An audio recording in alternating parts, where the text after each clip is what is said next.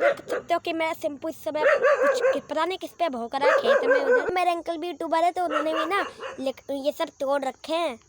उधर देखो चिड़िया फुदक रही है और आजकल के लोग भला बताओ तो यार चिड़िया को ही मार के खा जाते हैं, मतलब पकड़ लेते हैं। अगर चिड़िया मर गई तो यार फसल नहीं होगी।